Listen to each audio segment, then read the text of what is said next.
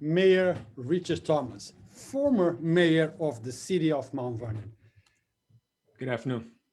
Mayor, thank you for being here as always. You always make yourself available to the best social platform in Lower Westchester, Yonkers Voice. Always, I, I, always.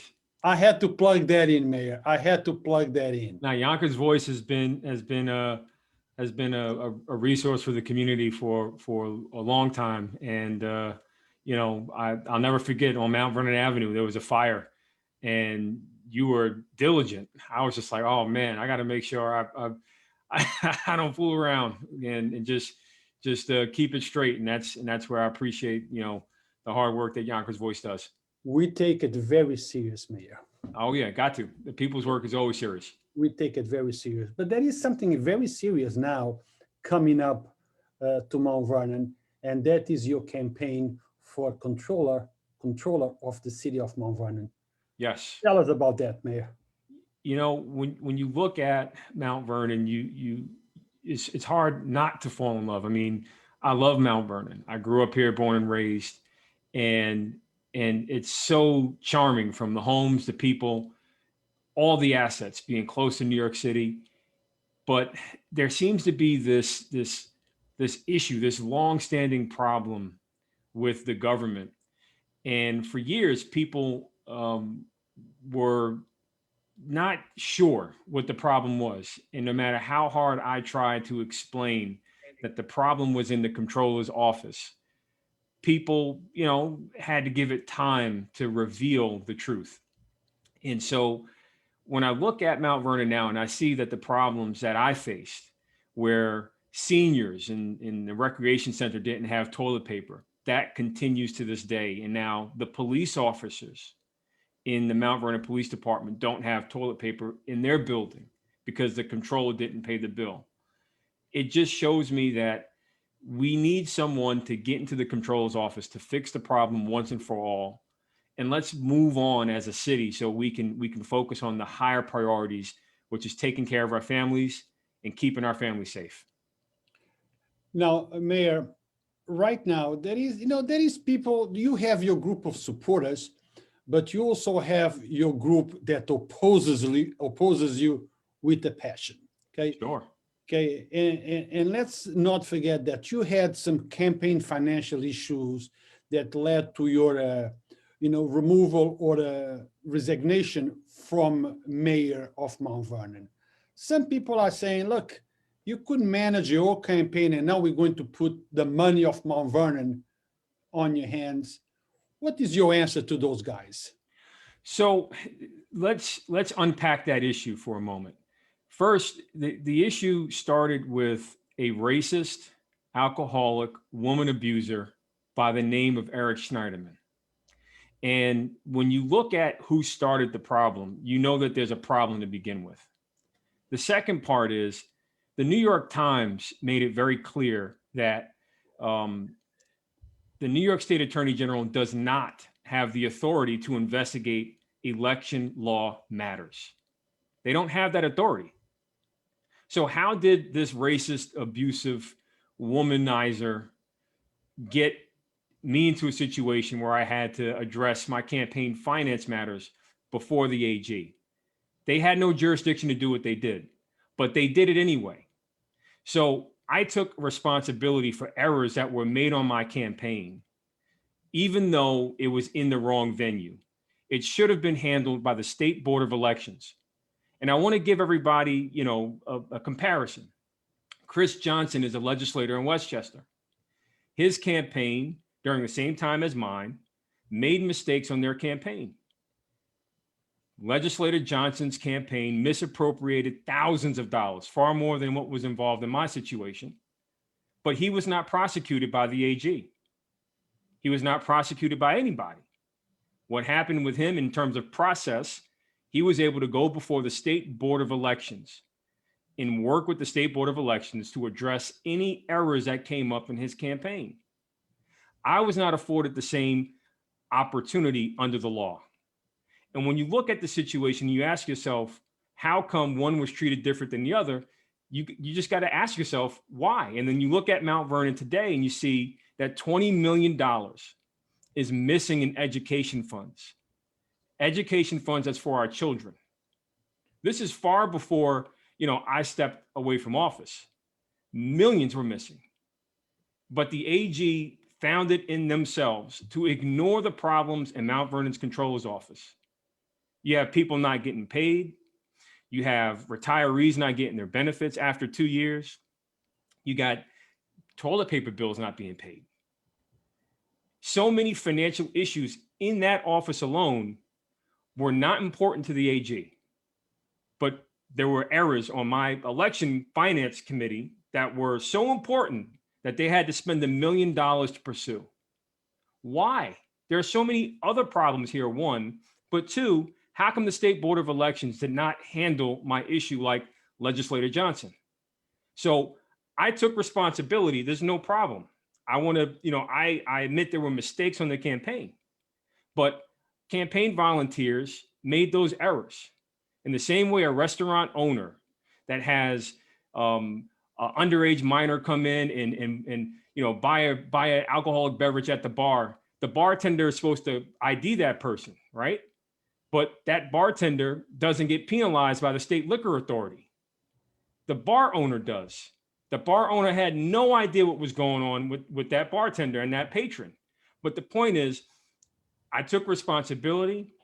It was the only decision to make to protect my family. And when you look at the whole totality of the issue, you have to question, how did it start? Look at, where it started, and look at the problems that were, set aside. They did not care about the $20 million missing in education funds. They only cared about the minimus amount that was an error on a clerical error on my campaign. Mayor, we're going to get there. Okay.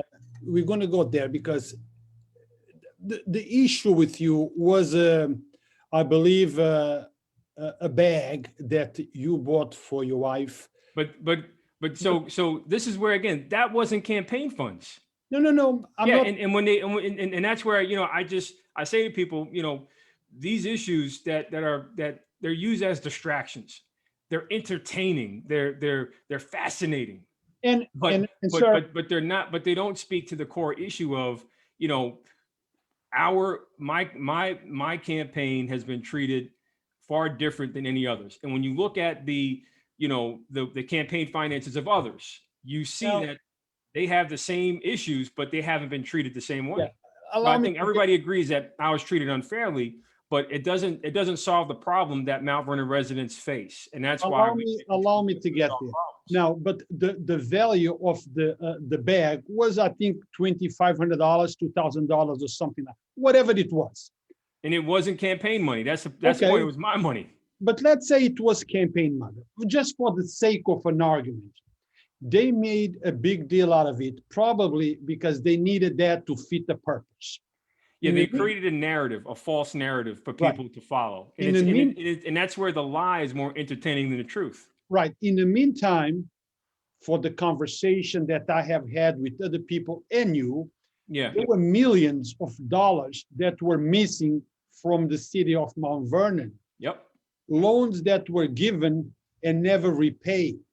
Loans that were repetitively given to same people that were never repaid. But no big deal was made out of that money stolen from the people of Mount Vernon. Right. And I brought this to their attention, and instead of helping address the issues that families face in terms of higher taxes or lack of services, they wanted to attack the messenger. And my thing was, how do I deal with this on the balance sheet? How do we treat this from, a liability standpoint? Because if an agency is saying they want their monies returned from the city, I'm not going to the taxpayer. I want to go to the group of people that got those dollars and say, give it back to Mount Vernon, because we're not going to shoulder this burden. You have an obligation to do something about it. But the politics, and that's the problem, the politics protected those that got millions of dollars on the backs of the people, and they're seeking to just continue that operation. Again, I don't believe that should continue, but as controller, my objective would be to find the best financial strategy to support the operation of the city. The city of Mount Vernon really needs a controller that's going to work with the administration, not work against the administration. And all you've seen is this controller work against Mount Vernon. And that's where and why I said, it's important for me to step up, because I want to make sure that this mayor does not get blocked the same way they blocked me. It makes no sense. Mayor, I have here a sequence of questions that we want to go, that I would like to go. First, I want to establish reasonings and why they went after you. Then we're going to go into your campaign or what you're running for. Okay. And maybe obstacles that you might find in your route, to be reelected or to run, to go for it. So let's talk about the motivation for some people to go after you. Yes, we know that they want to go after you. We know that people were blocking you. We know all that. But why? What was the motivation? What were you doing that they did not like for you to be doing or to be there? What were you doing? So, and this is where I want to just, I guess, point to the fact, like when I became mayor and I was in office, I inherited a mess. All the departments were in shambles. There was no management structure. And when you look at the numbers, you see that Mount Vernon by numbers was just in the toilet. And I said, let's turn these problems on its head and let's fix it. We fixed DPW, we fixed the police department, we fixed the fire, we've reduced mutual aid like you couldn't imagine. In the buildings department, we were processing permits. Before I became mayor, it took almost a year to get a permit or more. I was able to reduce that permit process down to 8 days or even 1 day, depending upon what the permit was. And more importantly, crime. We were able to crush crime. We got it down overall by 45%. And that's something that I believe upset a lot of people. A lot of people were used to the status quo. They were used to benefiting from this gravy train. I stopped the gravy train and said, we're going to stop the waste. We're going to stop the abuse. And we're going to make sure that we start building around our core priorities as a city. And you can see it in the numbers. And after, crime went down, property values went up. And overall, the economy started to grow because people started to see Mount Vernon as a growth center. So what I was doing was making Mount Vernon work. I was bringing it along to make major changes in the city that needed to happen. And 3 centuries of change happened in Mount Vernon, despite all of the obstruction. The first one was the charter revision, which I will come back to. I want to talk about how important those revisions are, especially for transparency and accountability on the controller's office. 2 is the reconstruction of Memorial Field. It's been a century since it was built, and it's being reconstructed after a long fight that had to be had to make sure that we get our park back. And the third one is the replacement of all of our bridges in the city. And that's over a $200 million investment in Mount Vernon without using Mount Vernon tax dollars. I was able to create, support outside of the city to help the city, grow the city. And these are the things that I was doing that angered some people. Why they don't want to see Mount Vernon succeed, I don't know. But you can see that they don't care to do anything now while this mayor is still being blocked. Monies, $20 million in specific, is missing from our education funds for our kids, and no action's been taken. Why? We feel that pain. I feel that pain. My kids are in the city school district, and it's a disgrace that no one has taken any action whatsoever to help Mount Vernon address the root cause of the problem, which is the controller's office.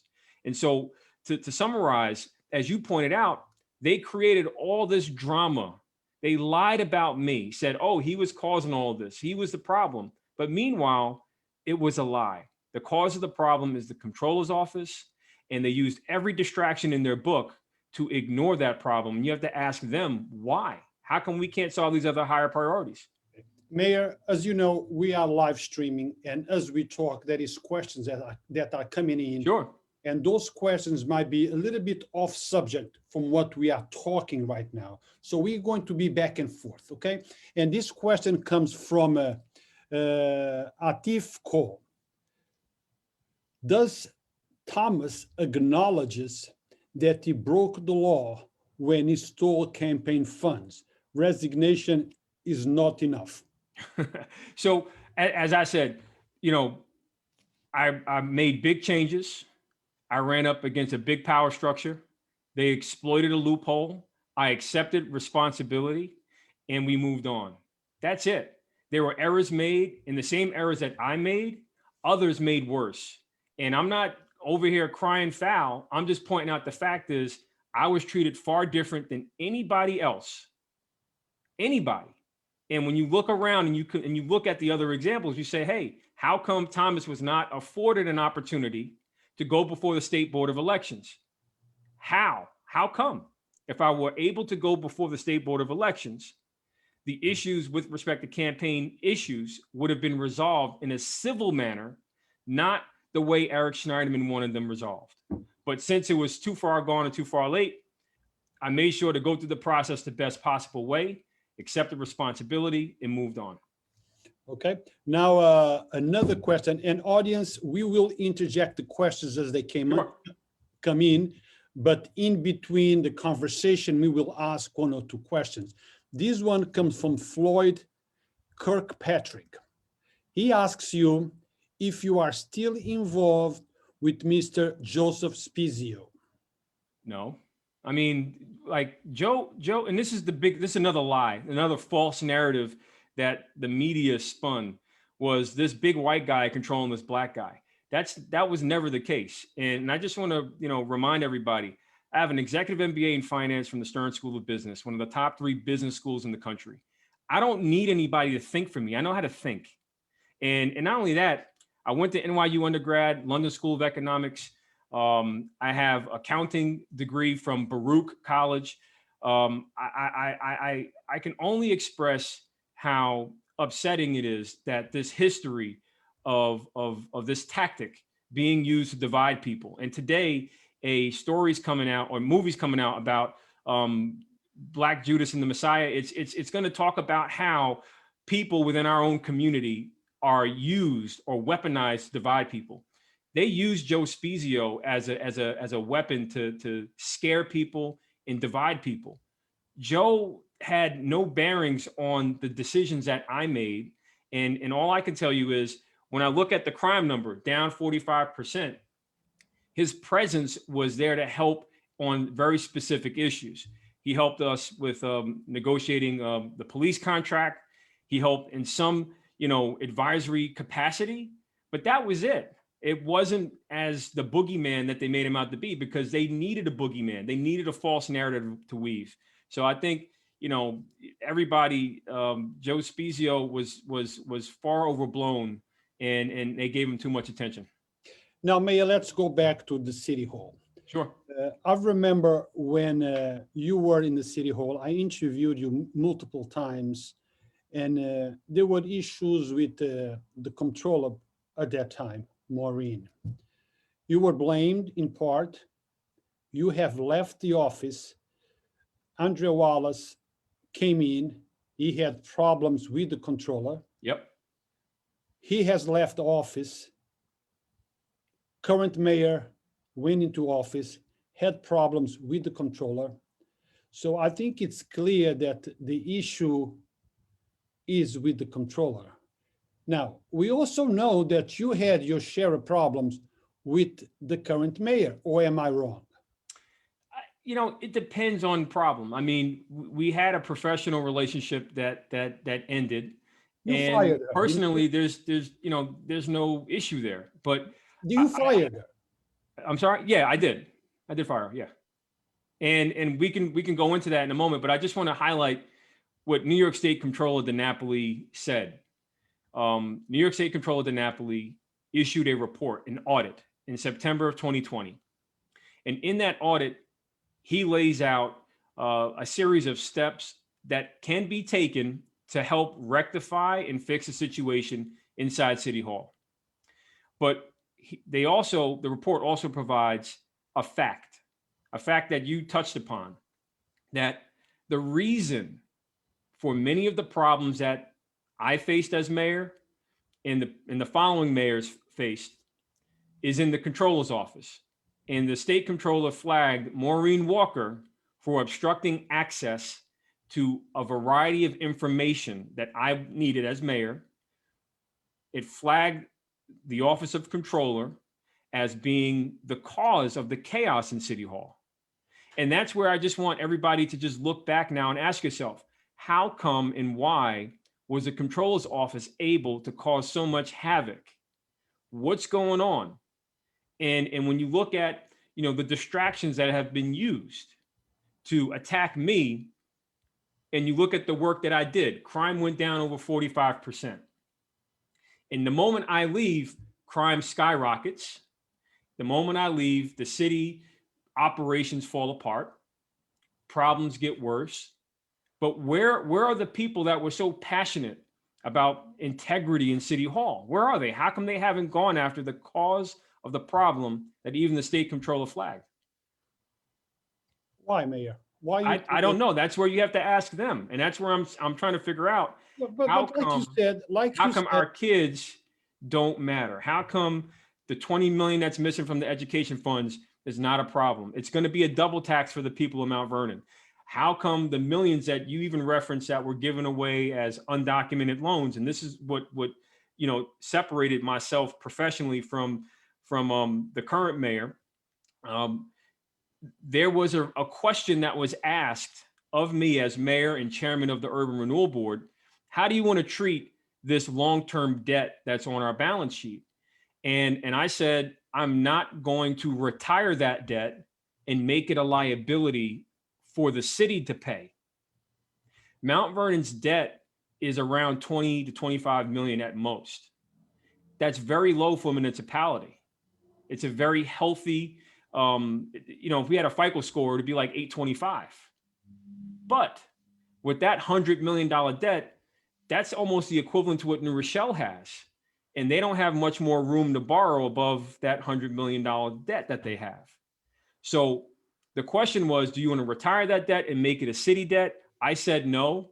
Then my planning commissioner, Sean Howard, said she wanted to put that debt on the taxpayers of Mount Vernon. And I said no.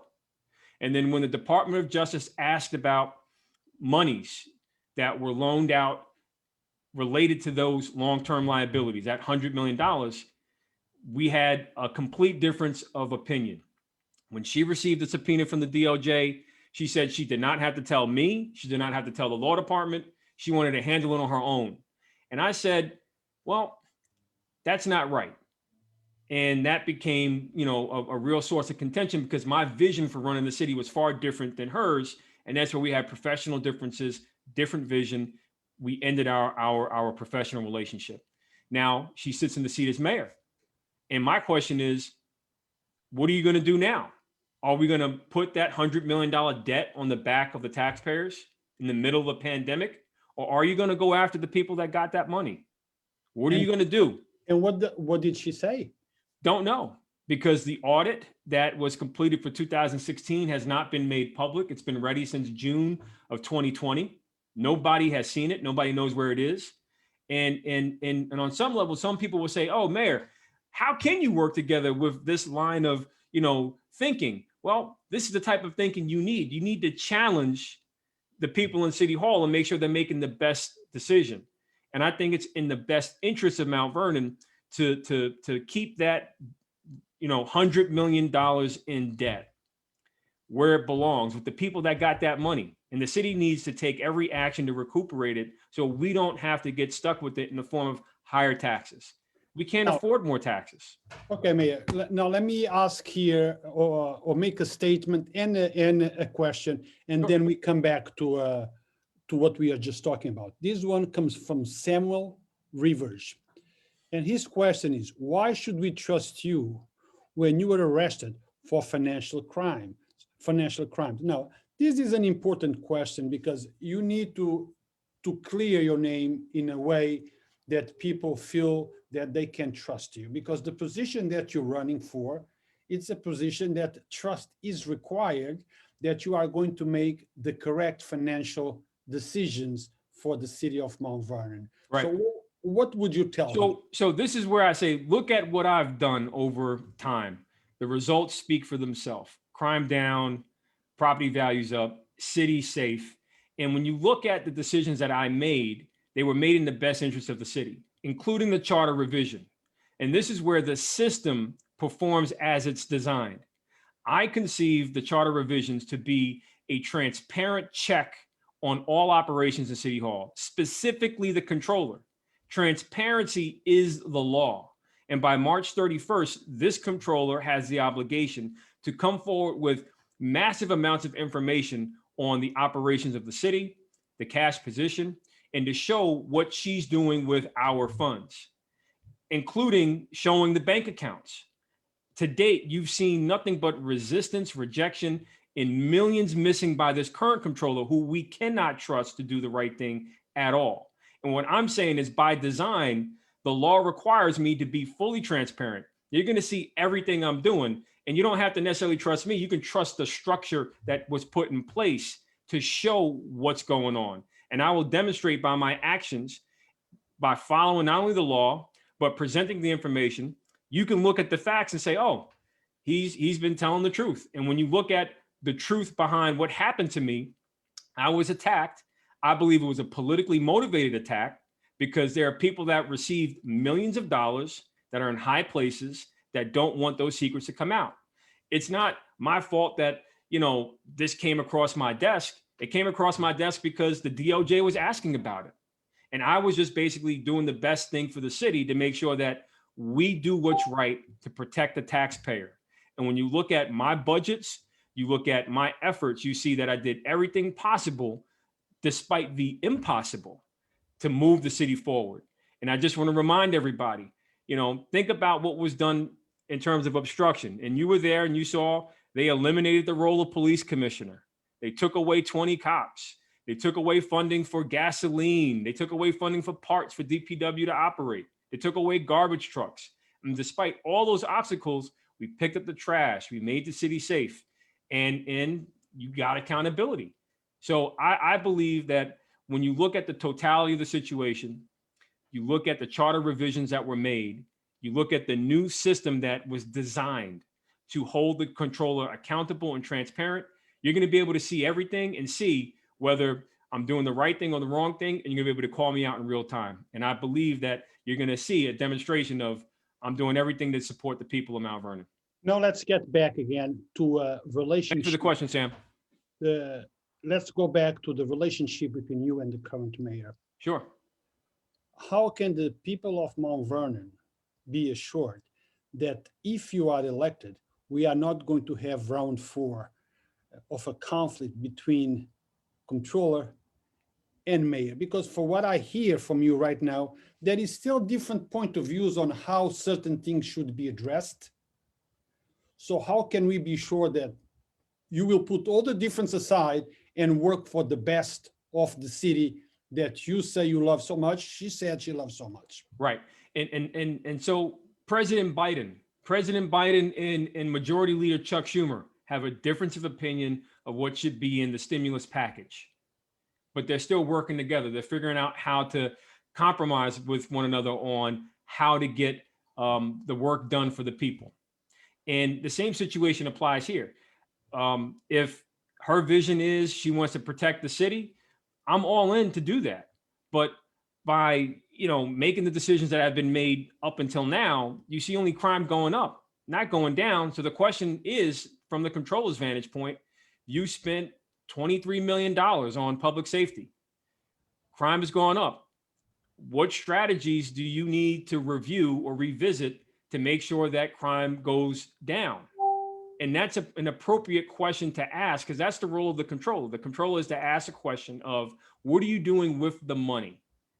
Is it achieving its intended objective and purpose? And if you're going to have someone in there, you want someone in there that's going to be objective and fair, and you want someone that understands also what's going on. So I can tell you from a finance standpoint, I get it. From an operations standpoint, I get it. But more importantly, from a human standpoint, I understand deeply, having been in all branches of government so far. And being in the controller's office, it will be an even better benefit to the mayor, because I understand, look, It's about the position that represents the people. It's not about the person. And that's where I've always come from. And when you look back in time, you can see example after example. Richard Thomas extending olive branches, Richard Thomas trying to work with peoples that have different points of view. And it's always been resistance and obstruction. And that's because they had a political agenda. My agenda is for the people. And that's where it's always going to stay. Now, Mayor, let's talk about your incident at the bank. You have spoken about multiple times. Sure. And let me explain the comment, tell you the comment that just came so you can explain and address that. What about when you went to the bank on Westchester Avenue in White Plains and tried to pull money out of those accounts, and you and your buddies got caught and were not allowed to take that money? Is there any truth to this? No, that So never happened. What happened that day? So there's a video on YouTube that has over 1 million views, and you can run that tape. You type in "banking while black," and you'll see a conversation that explains what happened.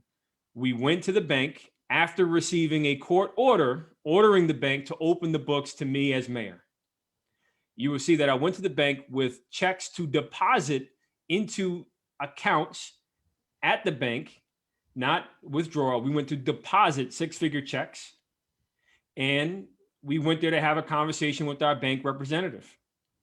So I don't know what kind of, false narrative they're trying to gaslight right now, but the reality is that typifies the whole point that I made from before.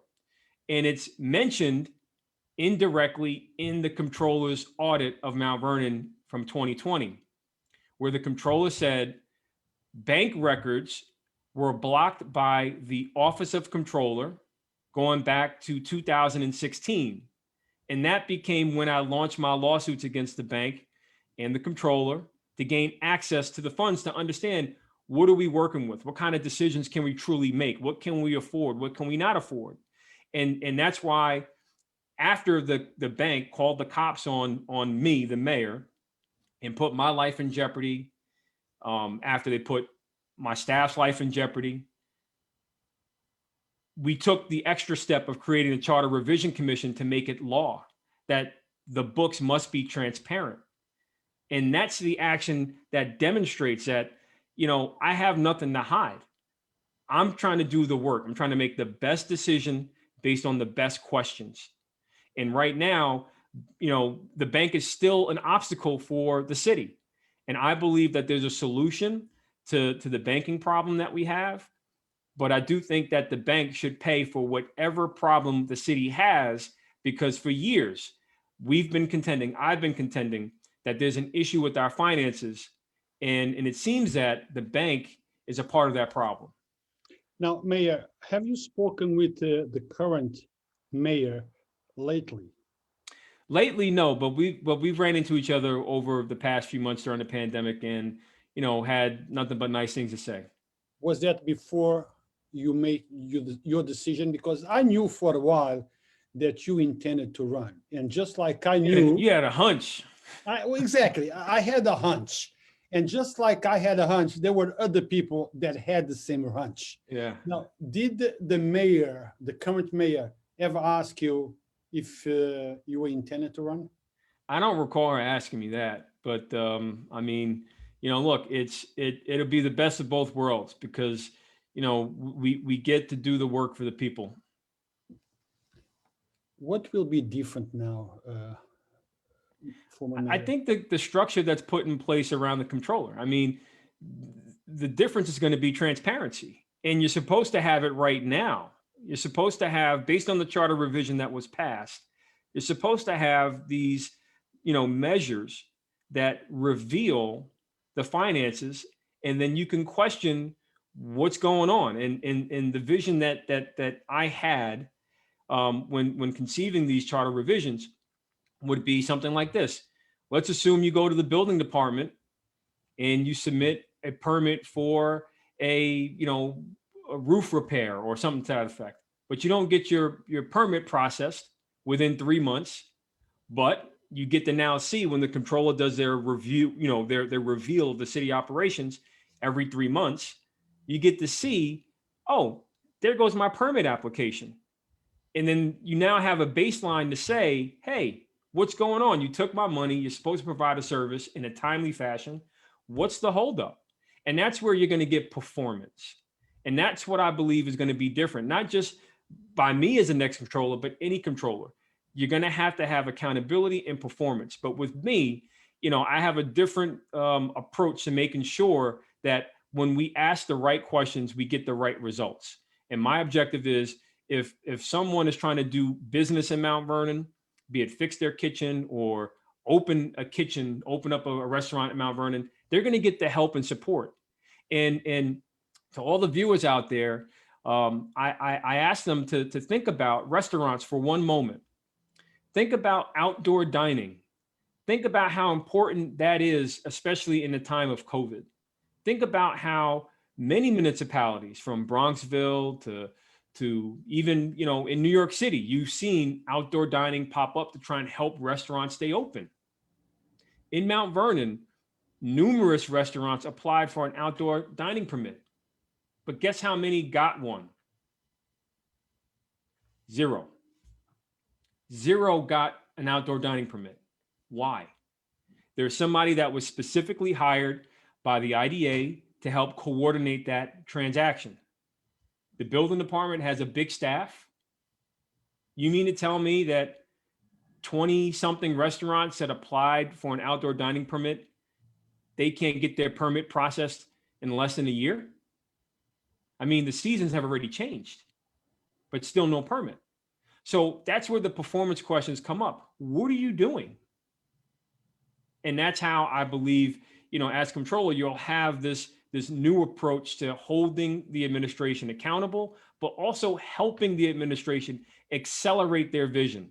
If their vision is to help Mount Vernon grow and succeed, I believe in success. There's nothing wrong with success, and we should work together to have success for the city of Mount Vernon. Now, a question from the former president of the local 628 in Yonkers Fire Department, Mr. Barry McGooey. This is what he asks of you. Do you think the entire system of government in the Mount Vernon needs to be changed? If so, what changes could be made to make government operation more open, transparent, and effective? I thank him for that question. I think that the charter revision is the start. And part of the charter revisions that I made included an additional provision that required the entire city charter to be revamped. By revamping our entire charter, which has not been changed in 130 years, it will require us to move away from this Tammany Hall structure. It will give us an opportunity to look at Mount Vernon government like the small business it should be, and focus on performance and other metrics that serve people, that get results, as opposed to finger pointing, gridlock, and chaos. So the chaos, in my view, is choreographed. It serves a political purpose and some other unknown entity. We don't know what that is right now. But what I do know is that the charter revisions that were put in place, that I put forward, were adopted by 94% of the voters. I know that people want this systemic change that you just described, and they're going to get it. It starts with the controller being transparent. It continues with the next charter revision commission that will be established, must be established by law, that will work on revamping the entire charter, which will include the operations of the city, to focus more on policy and not politics. Now, Mayor, going back, rewinding the tape to the beginning of our interview on motives, why you were investigated, reasoning why they did it. Mm-hmm. So there is an impression that there is a group of people, powerful people, that are not happy with what you did back then, for whatever reasons. to hide the things, create a distraction. Well, those people are still in power. And if you are elected to control, what makes you think that they will not come after you once again? I believe that they're going to come anyway. I'm a smart, gifted Black man, and they're going to target me anyway. But what I do have is faith. And I have faith in God, and I have faith in the people. And I believe that people have seen time and time again, these things happen. I just know that I'm going to do the work of the people, and wherever that takes, it's going to take me. I'm just convinced that there's work to be done, and the problems that group of people have created, I think the people see now more clearly than ever that I was treated unfairly. And I believe that people recognize that I was solving problems while they were creating them. And my hope is that my presence will solve more problems and help this administration be successful for the city of Mount Vernon, not set us up for failure like they did before. So failure is no longer an option. You're going Not an option. Nope. You are going to navigate, because we will always find objections in our route. Doesn't matter if you are a politician, it's personal life. You're always going to find a group of people that will object. Yeah. What you're doing. The thing is over and do the right thing. So, Mayor, in our conversation, there were some projections that you made. Yeah. Okay. Let's talk about those projections. Let's see what is it and what do the people, those who are watching us, think about that. Please elaborate, sir. So when we first sat down in October of 2019, I predicted that there would be a request by this administration for the state to take over the finances and take over the city. I predicted that Memorial Field would also be given to the county to complete. And in those 2 points, those 2 things have happened, meaning the request to the state and control of Memorial Field's redevelopment was given to the county. As mayor, I disagreed with both of those positions. I believe that control of the redevelopment of Memorial Field belongs to Mount Vernon. I believe there was an agreement in place that empowered Mount Vernon. And I believe that the resources would have been better spent by Mount Vernon, because we'd have been able to focus on utilizing local labor, local contractors, and local professionals to work on that project.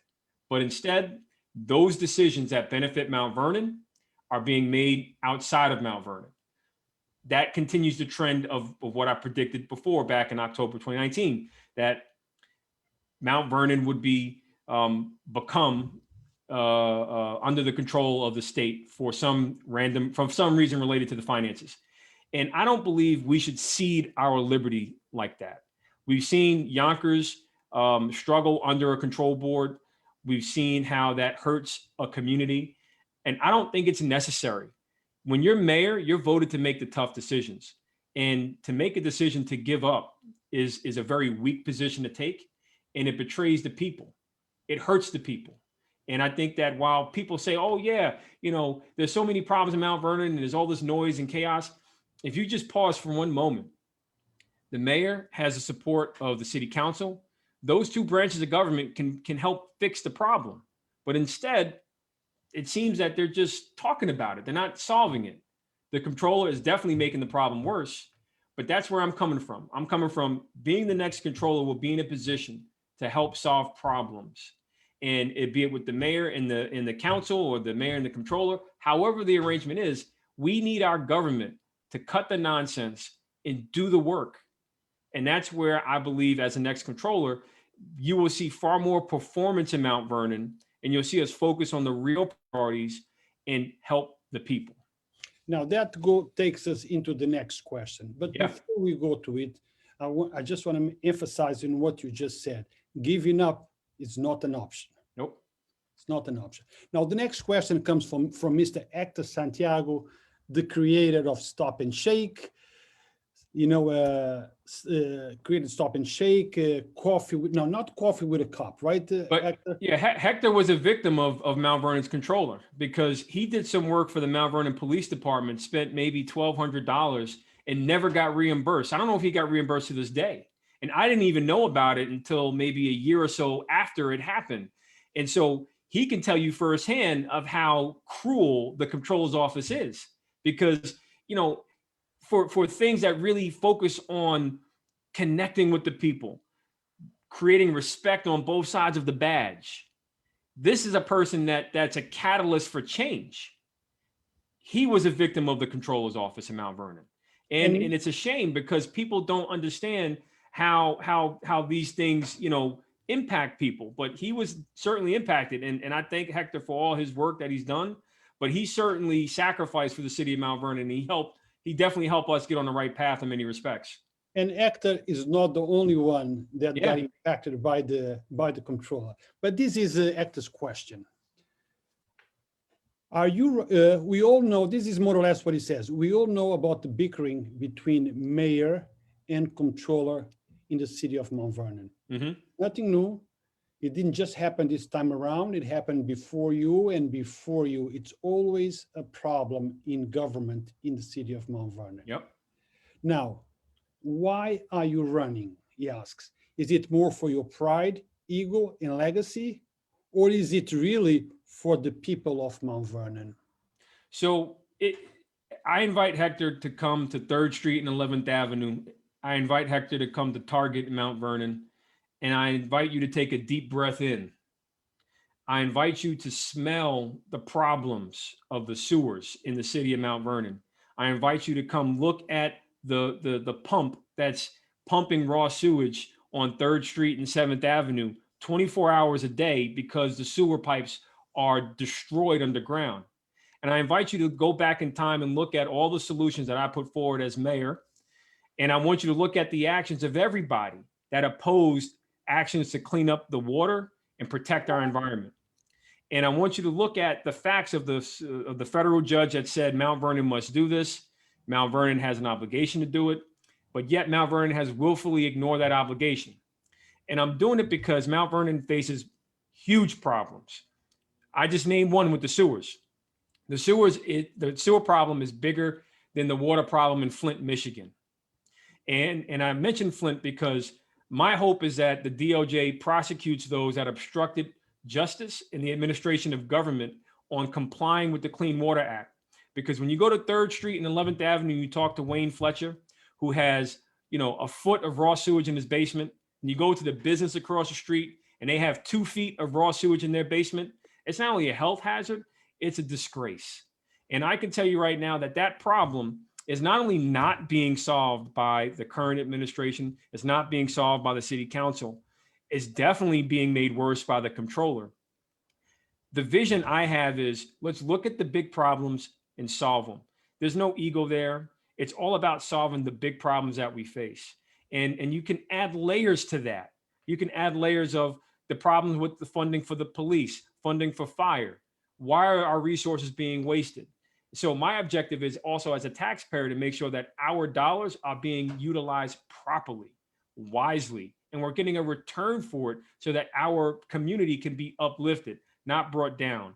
So all you have to do is look at the facts and see that my objective has always been to make Mount Vernon better, and that's what I'm going to do as the next controller. Now, this comment comes from someone, and by the tone of the comment, I must say that it's somebody who does not like you a little bit. Okay, and you know the person. He's J. Ray Jones Jr. Okay. You know the person. This is what it says. Smart, gifted. You are a criminal, and we both know what you did. Who do you think,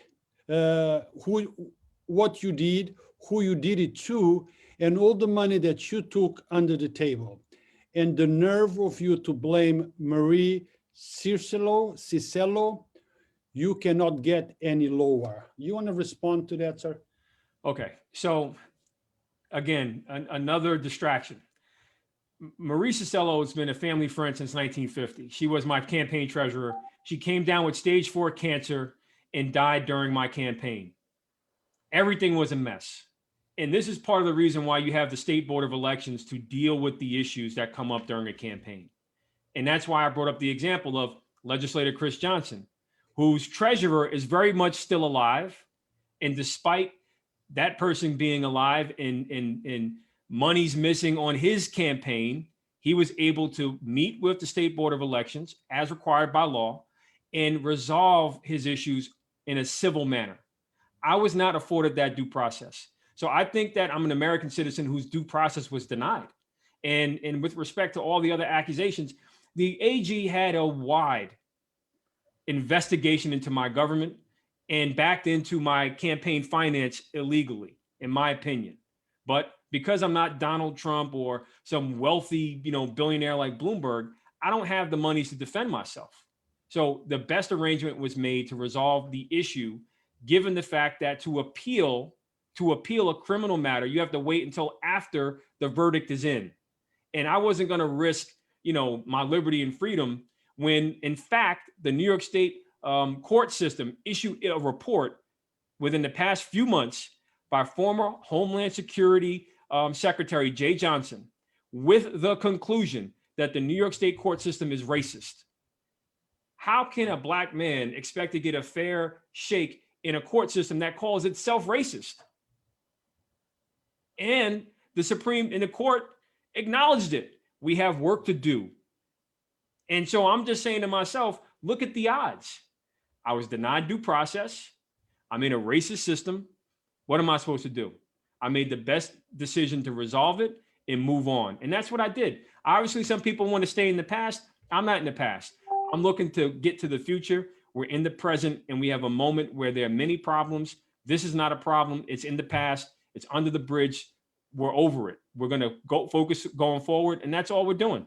Well, you always told me Mount Vernon is moving forward. So let's move forward. But before we move forward, sir, let me tell you a comment by somebody named Michael Marcucci. He says, Mayor Richard Thomas was the best mayor in Mount Vernon history. The city was thriving under his leadership. Most of all, crime was way down and the city was much safer. Now, let's talk about COVID, sir. You want to say, and I just want to, thank him for that comment and pushing back. And I just want to point out that the police department under my leadership was generating revenue for Mount Vernon. And this may have been something that rubbed people the wrong way, but it's important people know. When you drive down Columbus Avenue, also known as Route 22, you have overweight trucks coming to Mount Vernon every day, all day. And what we did was we focused on making sure those overweight trucks were safe. And Lieutenant Marcucci was a part of that unit that came up with the idea to make sure our roads were safe. And they generated, get this, in tickets, they generated about $2 million a year in tickets. We were able to recoup maybe 1.2 million, which is new revenue for the city. That activity of holding overweight trucks accountable stopped under this administration. Why? There goes at least $1.2 million you can collect with 2 or 3 different employees focusing on road safety. That's very important. And those monies could go toward, guess what? A bond to repair the roads. That's the type of thinking that, we need in City Hall. And as comptroller, I would ask a question. Why did you stop this activity that generated revenue? Does it make sense from a cost benefit analysis? Because if you're going to rely on handouts from the state, you're going to set us up for a defeatist situation. You have to ask better questions of what management decisions are being made and hold them to account. And that's a clear example of where this administration can refocus on overweight trucks, hold them accountable, and make sure that the revenue is dedicated toward the repair of the roads. Comment from Dane Clark. This is in reference to you, sir. Young, intelligent, has vision for where he wants Mount Vernon to go. However, there are forces that see that he is not someone that can be used for their own gains. In other words, that you are not somebody they can control. So they had to get him out, get him removed. He was born, raised in Mount Vernon, son of Mount Vernon, and deserves another chance to utilize his gift and talents to serve. Now, so Thank let's talk a little bit about Mount Vernon and nursing homes in this Oh boy. pandemic era. Yeah. What's going on? You know, look, I have very strong opinions on COVID. I have very strong opinions on what government should be doing around COVID. And so let's start with more businesses in Mount Vernon have been shut down due to heavy-handed COVID directives than businesses have opened. And many businesses are suffering enough already because of these, haphazard policies around coronavirus. I think that a far more listening needs to happen to the small business owners. And I believe that we should really try and work far more closely with the CDC and our health centers, not listen to public officials, talk about, you know, their fears. We need to listen to the best practices. And so far that's wearing a mask. And the CDC just came out with a new recommendation, wear 2 masks. And I've been wearing 2 masks. It's somewhat difficult to do, but guess what? They say that's 95, 97% effective in blocking pathogens, including the coronavirus, from entering your system. So I believe that we need to evolve. Government needs to play a much stronger role in helping businesses stay open and not shut them down. And with respect to nursing homes, that's something that I would have handled totally differently than what was handled. I do think that we have a few facilities in Mount Vernon that were impacted by the bad decisions made around nursing homes, and I do hope that justice prevails. I think that we're going to see a strong conversation around nursing homes, and hopefully we see accountability for those decisions, because the decision to send people to nursing homes with COVID killed people. Yeah. And that's something that needs to be reflected on. While you can say you didn't know, but whatever the case, accountability must be achieved, and be it not for the decision, withholding the information, not being fully transparent about it, deserves some accountability, because the cover up may be worse than the actual crime here. Now, Mayor, we have seen in prior controllers that monies and checks are held back as hostage to Right. get back to the mayor. This is what Lorraine Lopez says. Will you make a commitment right now here on Yonkers Voice that you will not hold any checks back or hostage if you have an issue with the mayor, if you are elected? Oh my goodness. I signed that. I co-signed that immediately. I mean, I actually asked for a line of credit as mayor with our fuel vendor. And I wanted to deposit more monies with certain critical vendors. So, you can have the political games, right? But don't let public safety be the football that gets thrown around. So I agree with Lorraine. You're not going to see that. And you're not only not going to see it because I'm telling you it's not going to happen. The system that I put in place vis-a-vis the charter revision, it's designed to stop that behavior. So my hope is that people see a much more professional government by design. And as the next controller, you're going to see some great things that I want to do with a blockchain, with cryptocurrency, digital currency, because there's no reason why your smartphone has more options with Cash App and Venmo and all these things than Mount Vernon City Hall that only operates by a check. That's ridiculous. So I think that we have enough data, enough information to know that the fuel bill needs to be paid, the electric bill needs to be paid, the heating bill needs to be paid, workers need to be paid. It's all about having the right structure to make sure that the services happen. And you're going to see, by design, you're not going to hear about that drama. Now, somebody just So made the a pledge, comment. the answer to your question is yes. You're not going to see that hostage situation. Now, somebody just made a comment a little while ago that DPW employees did not get paid this week. Do you know anything about that, sir? Yeah, I know about that. You know why? It goes back to cash management. It goes back to, the incompetence of this controller. And it hurts not just the workers at DPW, or hurts Mount Vernon, because these workers that did not get paid, be it they didn't get paid their full check, or they didn't get paid the overtime that they're due for working these snowstorms, you're going to have a cascading impact where they may not be able to perform their job because they don't have either the equipment or the ability to go to work, because they have to go work another job to pay their bills. And it's not right. That's a threat to public safety, and that's where accountability must be held immediately. Now, Mayor, we have to conclude this interview. We could go on and on for the rest of the afternoon, but we have to conclude it sooner or later. Please take the next few minutes, take as much time as you think you need to tell the people of Mount Vernon, why should we vote for you and not for your opponent? I have, if I live in Mount Vernon, I would have to make that decision. And it's on you to tell me, to inform me, educate me. Why should it be you and not the other person? Please use this time to educate us, sir.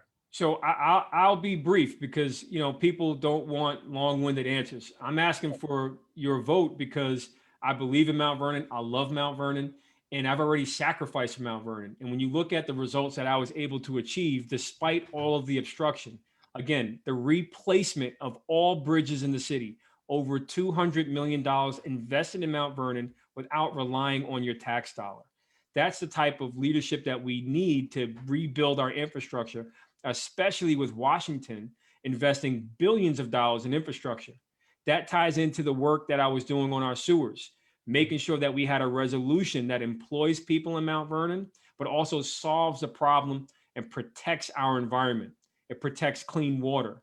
And these are the things that I've already done. But as controller, I'll make sure that the operations gets the job done. I'll help this administration achieve the vision of a better Mount Vernon. Right now, there are big problems we know with crime. I'm going to help the administration from a different position to ensure that they have the resources to attack crime. And more from a fundamental standpoint, we know that this administration does not have toilet paper for the police department, for DPW, doesn't have toilet paper for the seniors still. I'll make sure that the toilet paper bill is paid.